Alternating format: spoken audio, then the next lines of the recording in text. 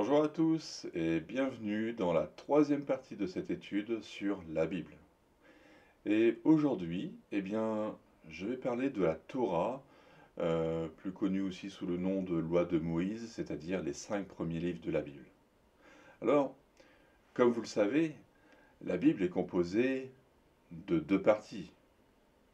L'une d'elles est appelée Ancien Testament ou Ancienne Alliance. C'est la première partie.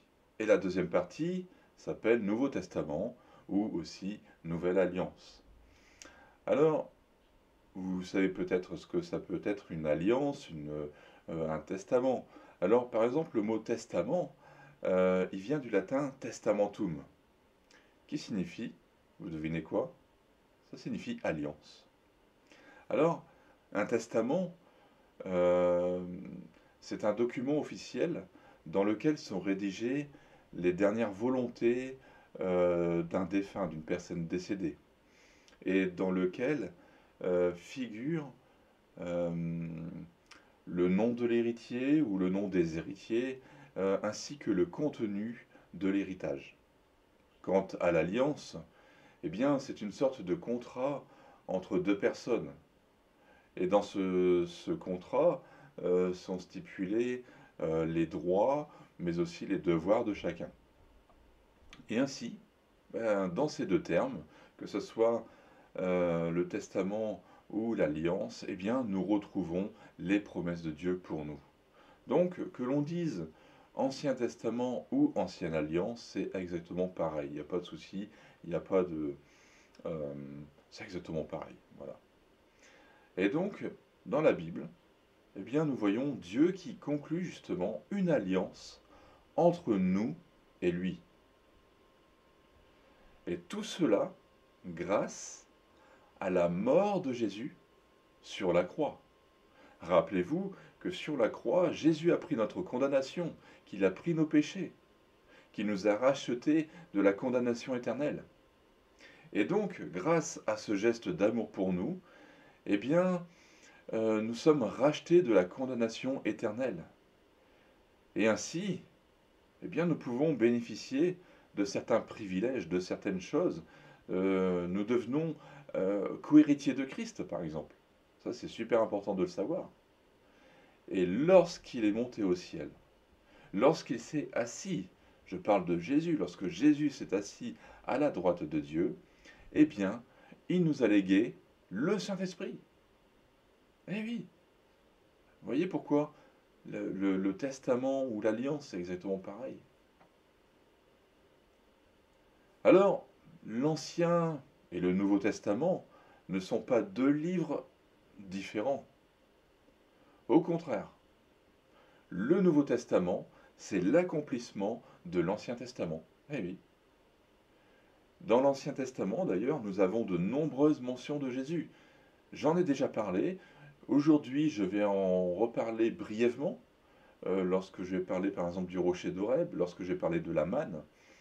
Donc, tout ça, ce sont des images de Christ. On parle énormément de Jésus.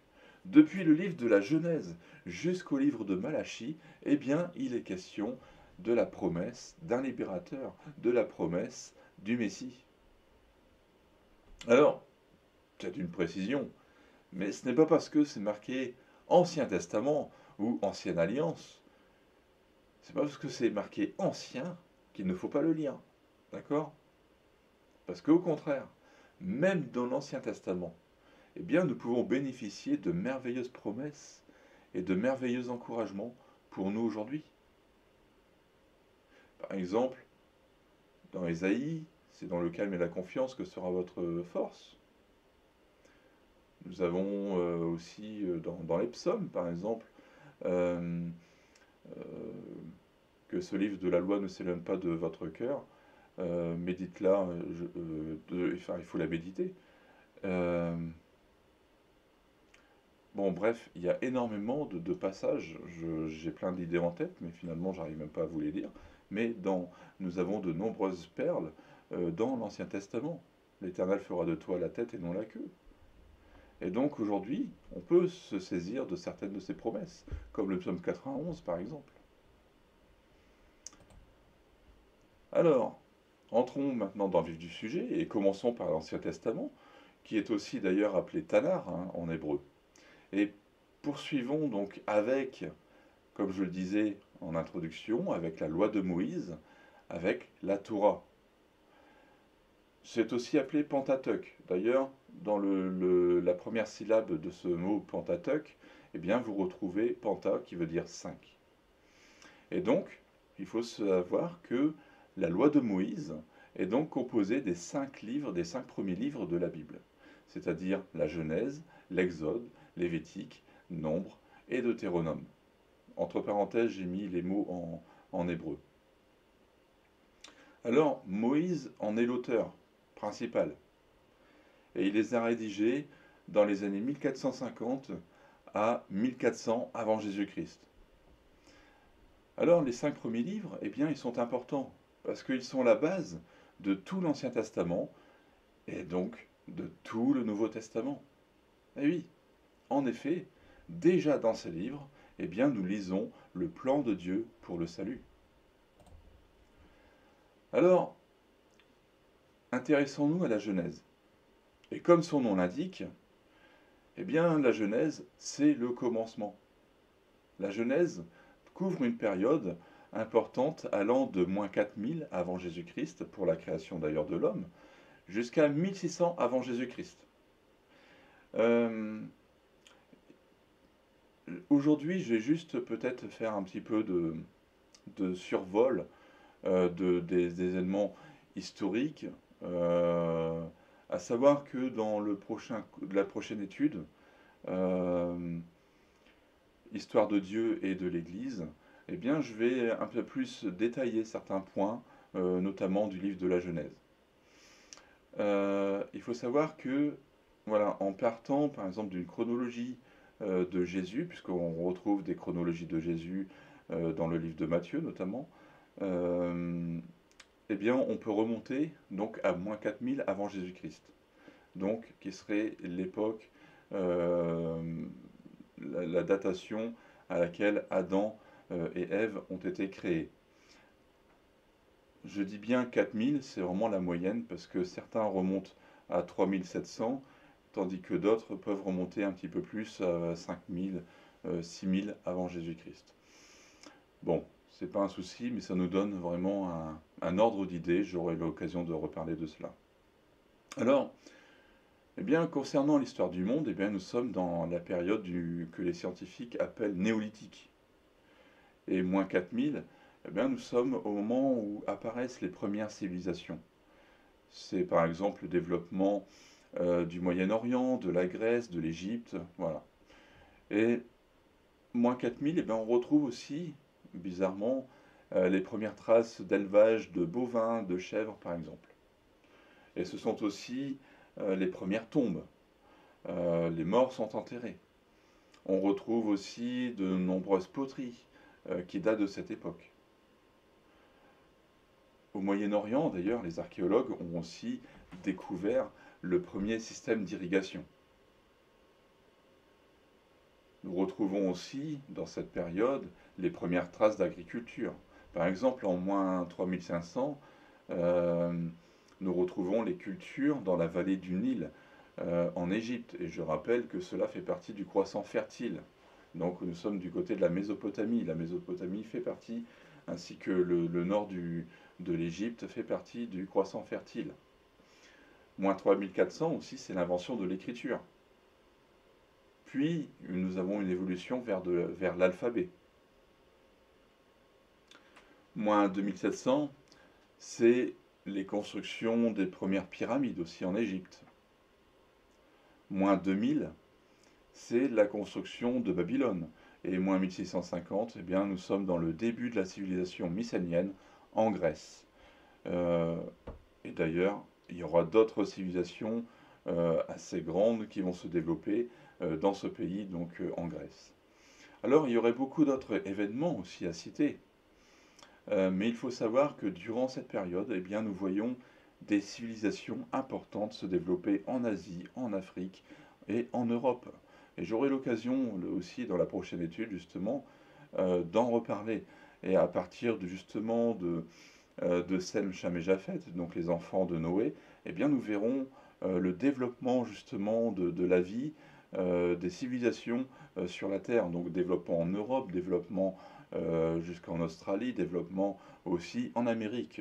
Et oui, tout ça c'est vraiment important, en Amérique en passant par la Russie. Alors pour revenir au récit de la Genèse, eh bien nous y retrouvons notamment l'histoire de la création, création que nous avons déjà étudiée, et notamment création de l'univers, souvenez-vous, hein, au commencement Dieu créa le ciel et la terre, mais aussi donc création de l'homme dans Genèse 2. Puis dans Genèse 3, eh bien, nous retrouvons justement le récit du Jardin d'Éden, qui mentionne cette relation qu'avaient Adam et Ève avec Dieu. Sans oublier, bien entendu, hein, le célèbre récit de la tentation avec le serpent qui, rappelez-vous, il vient voir Ève et il lui demande Dieu a-t-il réellement dit en le mettant. Et donc, quand on parle du serpent, bien sûr, on fait tout de suite référence à Satan. Ensuite, dans Genèse 4, eh bien, nous retrouvons la naissance de Caïn et Abel. Et aussi pour ceux qui sont cruciverbistes, c'est-à-dire ceux qui aiment faire des cases de mots croisés, eh bien, généralement, premier meurtre de l'histoire, eh bien, vous pouvez marquer dans ce mot de 4 lettres qui est demandé, premier meurtre de l'histoire, ou premier meurtrier. C'est la définition dans les mots croisés, c'est premier meurtrier de l'histoire. Eh bien, 4 lettres, c'est Caïn. Voilà, Caïn qui a tué son frère Abel. Alors, un peu plus tard, eh bien, nous retrouvons Dieu qui demande à Noé de construire, euh, de construire une arche, on va dire un grand bateau. Parce que, comme vous le savez, Dieu voyait la méchanceté de l'homme se multiplier sur la terre, et donc Dieu décide de punir cela, de nettoyer tout cela, de purifier, on va dire même de purifier, j'en ai déjà parlé à l'occasion du baptême, de purifier la terre, et donc il provoque un déluge, c'est-à-dire une grande inondation qui a été mondiale, puisqu'on peut retrouver justement partout autour du globe des traces de ce déluge. Et d'ailleurs, on verra aussi que à cette époque-là du déluge, eh ben, il y a eu quelque chose de particulier au niveau climatique. J'aurai l'occasion d'en reparler dans la prochaine étude. Ah oui. Alors, donc Dieu provoque un déluge, tout ça dans le but de faire justement périr tous les hommes et bien sûr toutes les femmes, sauf Noé et sa famille. Alors, pourquoi Noé est épargné? Parce que, ben, comme la Bible dit, cet homme était juste devant Dieu. Alors, faisons un petit bond dans le temps, hein, et arrivons justement dans Genèse 11, et là nous retrouvons un récit assez curieux, c'est la construction de la tour de Babel. Rappelez-vous que les hommes voulaient faire une tour qui monte au ciel. Bon, bien entendu, quand on dit une tour qui monte au ciel, on parle de ziggurat et on parle d'astrologie, donc des choses que Dieu déteste. Et donc, Dieu prend cette décision d'éparpiller donc toute cette population qui était déjà super importante à cette époque-là, donc et il les dispatche. Mais en même temps, il distribue de nouvelles langues. Donc voilà, on aura l'occasion aussi d'en reparler. J'en ai déjà parlé.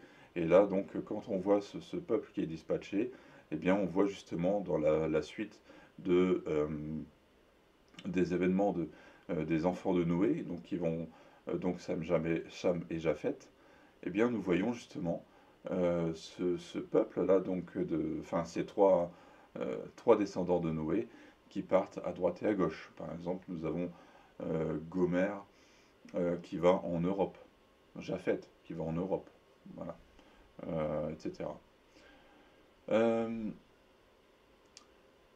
Et donc, à partir de ce moment-là, à partir du moment où la tour de Babel, eh bien, nous avons l'émergence de peuples qui se développent donc en Grèce, en Europe, en Asie, en Afrique, etc.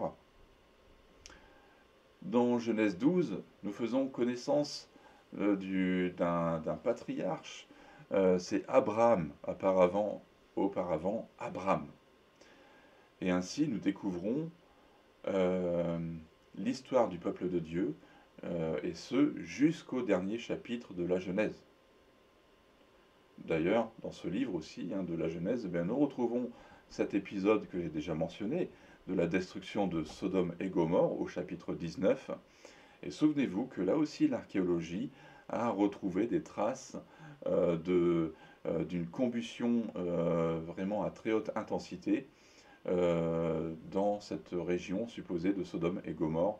Et je rappelle que c'est une comète qui a explosé à faible altitude.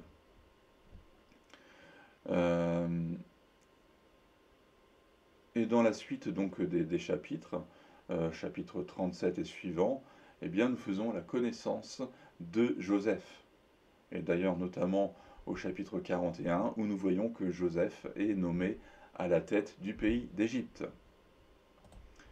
Alors poursuivons maintenant avec le livre de l'Exode. Et dans le livre de l'Exode, le personnage central, c'est Moïse. Il faut savoir que ce livre couvre une période allant d'environ 1500 à 1400 ans avant Jésus-Christ. Alors, à savoir que l'Exode a d'ailleurs eu lieu vers 1440 avant Jésus-Christ. Et c'est d'ailleurs la période de rédaction de ce livre. Alors là aussi, Moïse en est l'auteur.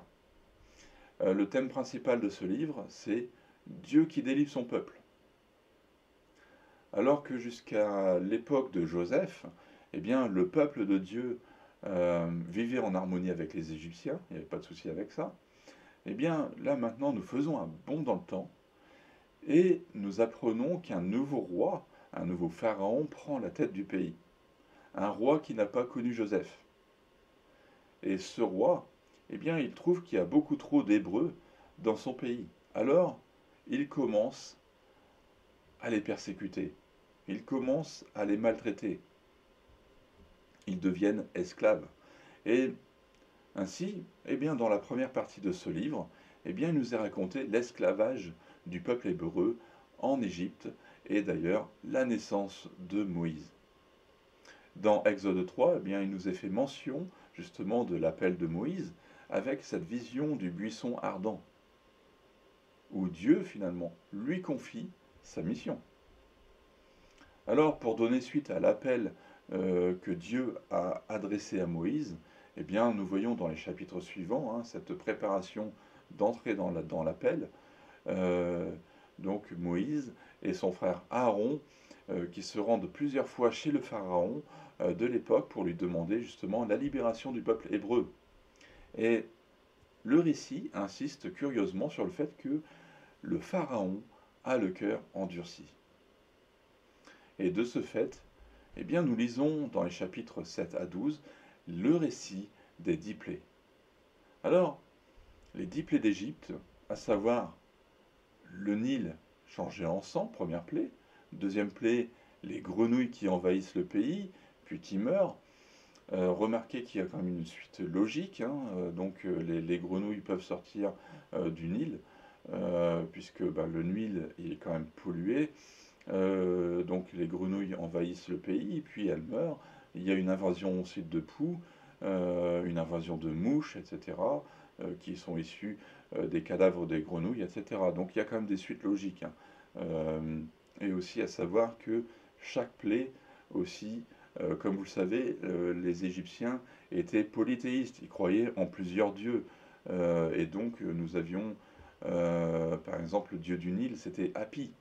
Nous avions Isis, Osiris, etc., tous ces dieux, voilà.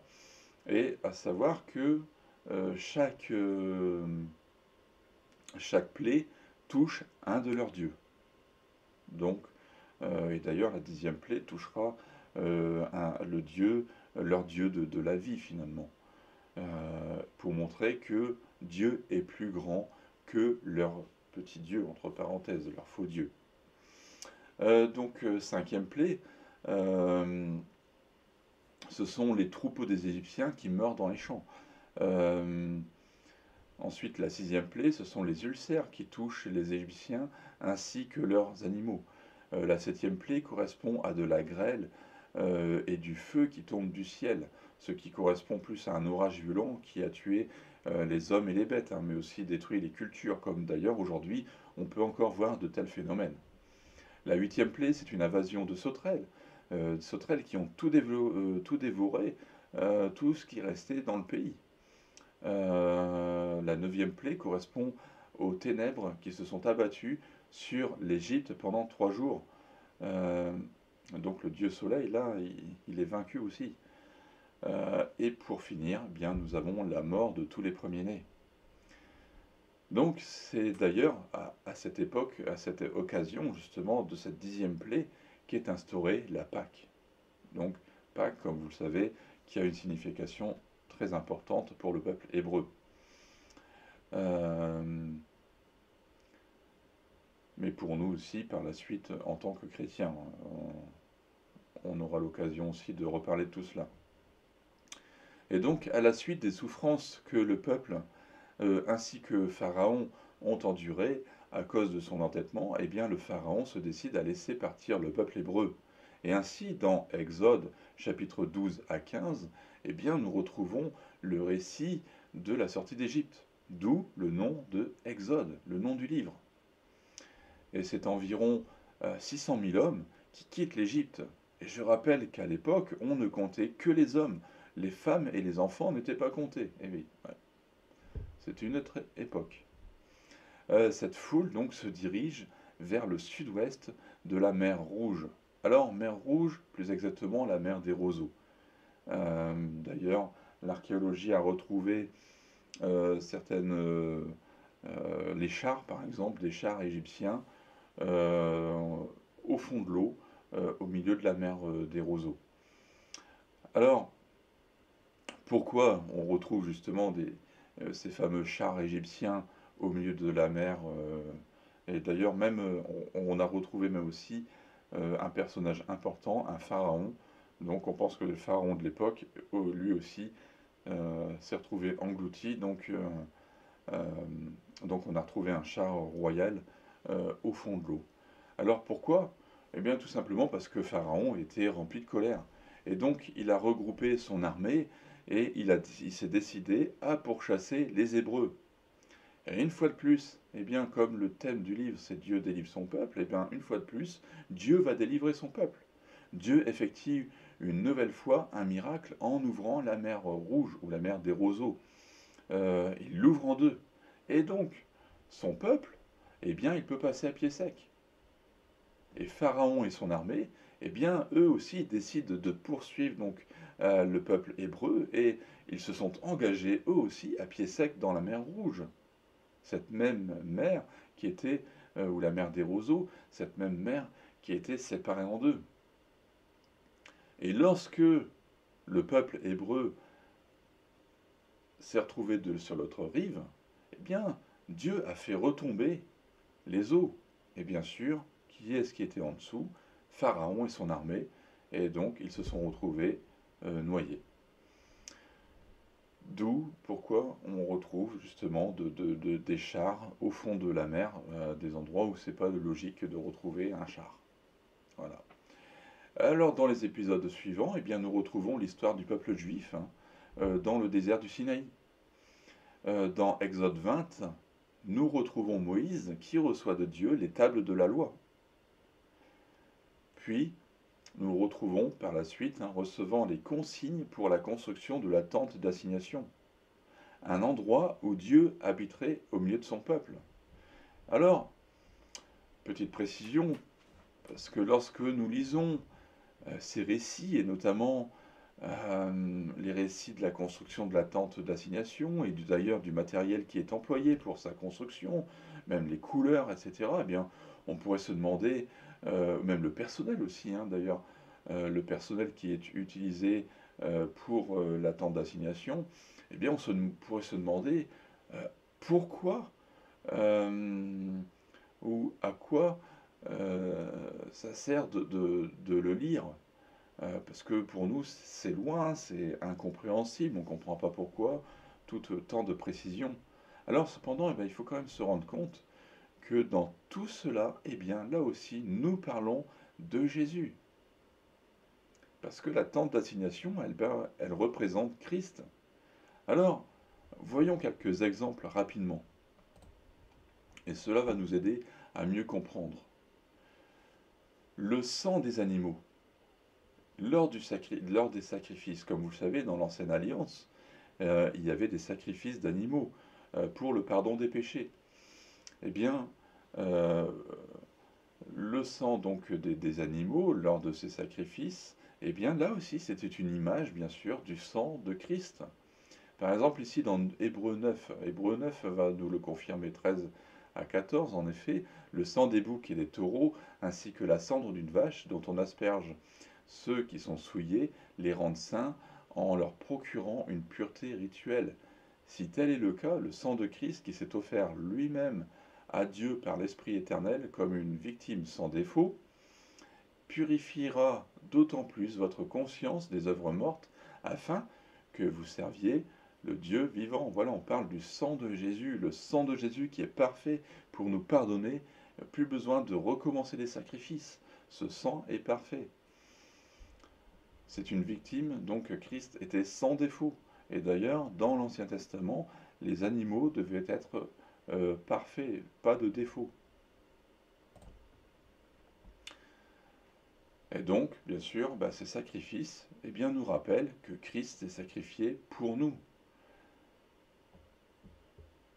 Alors, Hébreux 10, verset 11 nous dit, tout prêtre se tient chaque jour debout pour faire le service et offrir fréquemment les mêmes sacrifices qui ne peuvent jamais enlever les péchés. Et là, le sacrifice de Christ, lui, nous enlève totalement tous nos péchés. Plus besoin de nouveaux sacrifices.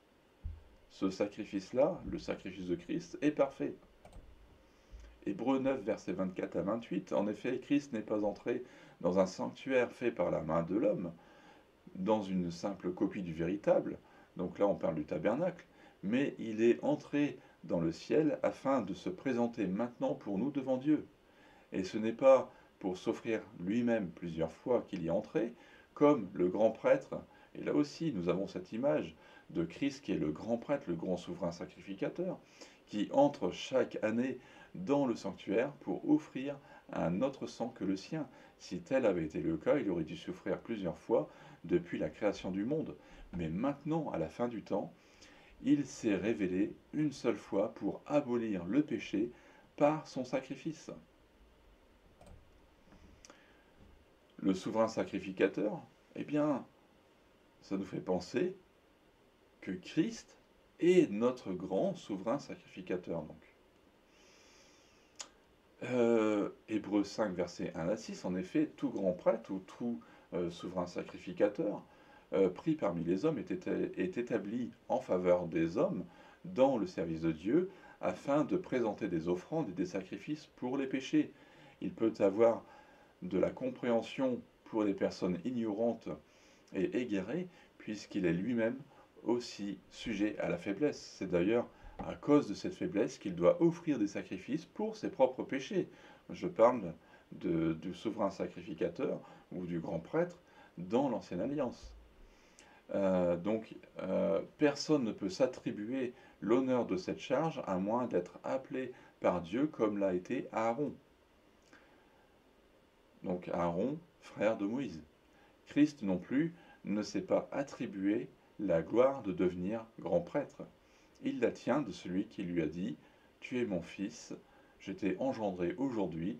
Il a aussi d'ailleurs, il a dit aussi ailleurs « Tu es prêtre pour toujours » à la manière de Melchisédek. Donc voilà, beaucoup d'images de Christ dans le fonctionnement de ce tabernacle, mais les couleurs par exemple, comme le cramoisi, le bleu ou le blanc, qui sont employés pour le tabernacle, représentent Christ. Eh oui. Donc, beaucoup d'autres exemples, j'aurai pas le temps de tous les citer. Peut-être qu'un jour j'aurai l'occasion de faire une étude complète sur le tabernacle ainsi que sur le temple. Mais pour l'instant, c'est pas le moment. Je pense qu'on pourrait très bien s'égarer. On est déjà d'ailleurs à 30 minutes. Alors, donc j'aurai l'occasion de faire une étude peut-être plus poussée sur ce sujet, sur ces livres d'ailleurs, qui sont mal compris, hein, d'ailleurs. Euh, Lisez donc d'ailleurs ces autres livres, hein, qui sont délaissés, comme Deutéronome et Lévitique, parce qu'eux aussi sont très intéressants. Mais bon, revenons à la fin du livre d'Exode. Et donc, ben, malgré tous les miracles que le peuple hébreu a pu vivre, euh, comme par exemple cette traversée de la mer Rouge ou la mer des Roseaux, eh bien, nous voyons que le peuple sombre, au chapitre 32 notamment, sombre dans l'idolâtrie en se fabriquant un veau d'or et en l'adorant. Alors bien sûr, bah, Dieu se met en colère. Et là, on voit donc un épisode super intéressant où Moïse intercède pour son peuple. Et lorsque Moïse redescend de la montagne, il faut savoir qu'il tenait à ce moment-là dans ses mains les tables de la loi que Dieu lui avait données, et tables qu'il brisa de colère devant le veau d'or. Et le dernier chapitre du livre d'Exode, eh bien, nous montre la construction du tabernacle. Alors poursuivons rapidement avec les trois derniers livres, Lévitique, Nombre et Deutéronome. Et donc Lévitique, eh ben, c'est un livre que beaucoup n'aiment pas lire, parce qu'il présente les sacrifices, les offrandes que le peuple juif devait faire pour s'approcher du Dieu saint. Et d'ailleurs, le mot saint ou la sainteté, eh bien, c'est le thème de ce livre, le thème principal de ce livre. Nous y retrouvons les lois concernant la nourriture, concernant la purification. Nous avons aussi l'instauration des 5 fêtes annuelles, que sont d'ailleurs la Pâque, en souvenir de l'Exode, la Pentecôte, en souvenir de la promulgation de la loi, la fête des trompettes, le jour des expiations, mais aussi la fête des tabernacles. On y retrouve aussi la loi de l'année sabbatique, qui est une année de repos qui a lieu tous les 7 ans, sans oublier aussi l'année du jubilé, ou année de la liberté, où tous les 50 ans, eh bien, les esclaves étaient libérés, et ceux qui étaient endettés avaient leurs dettes effacées. Alors, dans ce livre, eh bien, nous sommes aux alentours de 1450 avant Jésus-Christ. Alors, poursuivons avec le livre des Nombres, parce que ce livre, eh bien, c'est la suite du livre d'Exode. Et là encore, nous sommes donc aux environs de 1450 avant Jésus-Christ. Et après avoir passé 40 ans dans le désert, eh bien, c'est l'heure du départ du mont Sinaï. Dans la première partie de ce livre, nous lisons un dénombrement du peuple. Bon, le total nous donne 603 550 hommes. C'est plusieurs chapitres qui peuvent enfin, on pourrait se lasser de les lire. Cependant, je trouve que ce passage, ces chapitres-là, sont quand même assez importants, puisque finalement, ça nous donne une idée du développement de l'humanité à partir de Adam et Ève. Alors, dans ce livre, eh bien, nous y lisons aussi comment devaient se placer aussi les tribus autour de la tente d'assignation. Par exemple, au nord, nous avions les tribus de Dan, de Nephtali et d'Azer. Au sud, nous avions les tribus de Siméon, de Gad et de Ruben. À l'est, donc, on avait les tribus de Juda, d'Issachar et de Zabulon, et tandis que à l'ouest, eh bien, nous retrouvons Manassé, donc les tribus de Manassé, d'Éphraïm et de Benjamin. Et donc le récit se poursuit sur les lois qui devaient être respectées. Et enfin, ce jour tant attendu arrive pour le peuple hébreu, celui de faire ses valises et de partir du Sinaï pour aller dans les plaines de Moab. Mais Moïse doit supporter ce peuple incrédule et rebelle. Et par conséquent, eh bien, nous voyons que ce peuple est encore mécontent et qu'il veut retourner en Égypte. Il préférait son esclavage. Il est dans le désert. Dieu pourvoit à leur nourriture en envoyant notamment de la manne, cette nourriture qui vient de Dieu, donc, et qui est une typologie de Christ. Eh bien, ce peuple en a marre de manger de la manne. Donc, la manne, c'est une sorte de pain au miel. Donc, il en a marre et il veut retourner en Égypte. Il préfère la persécution. Un peu barge ce peuple hein, quand même. Et finalement, nous sommes un petit peu comme ce peuple quand même. Alors nous y retrouvons aussi Moïse, hein, qui est un peu découragé et d'ailleurs qui commet quelques erreurs, comme le fait de frapper le rocher. Alors, donc le rocher, on parle du rocher d'Horeb, alors que Dieu ne lui avait pas demandé. Et ce rocher qui donnait de l'eau, eh bien, c'était encore une typologie de Christ. Et là, c'est une image. C'est comme si Moïse, alors que Dieu ne lui avait pas demandé, c'est comme si Moïse frappait Christ. D'où la punition. Alors, à un moment, Dieu demande aussi que Moïse envoie 12 hommes pour explorer le territoire qu'il va leur donner. Et là aussi, il y a un passage qui est assez important, intéressant, je veux dire, c'est que lors du rapport de ces 12 espions, eh bien, 10 d'entre eux font un rapport négatif, mais seuls 2 d'entre eux font un rapport positif qui est rempli de foi. Et nous y retrouvons aussi l'épisode du serpent de bronze, qui est là aussi, encore une fois, une typologie de Christ. Eh oui, à cette époque-là, dans le lieu où ils étaient, il y avait énormément de serpents venimeux, de nombreux euh, Hébreux se faisaient mordre par les serpents. Euh, et donc, euh, il y a eu ce serpent de bronze qui a été élevé, donc qui se trouvait en haut d'une perche, et toute personne qui regardait à ce serpent de bronze était guérie. C'était euh, un, un cadeau, on va dire encore un cadeau de Dieu. Et bien sûr, vous n'êtes pas sans faire le rapprochement avec Christ, qui a été suspendu là aussi sur une croix, et quiconque regarde à Christ finalement est sauvé. Au chapitre 22, nous lisons aussi un récit intéressant qui est important de connaître. Donc si vous ne lisez pas le livre des Nombres, par exemple, eh bien, vous ne pouvez pas comprendre certains passages, notamment du livre de l'Apocalypse, avec la doctrine de Balaam. Puisque ici nous voyons donc un épisode intéressant avec un roi du nom de Balak qui demande à un prophète du nom de Balaam, donc voilà la doctrine de Balaam, de maudire Israël. Alors bien sûr, personne ne peut maudire un peuple qui est béni par Dieu.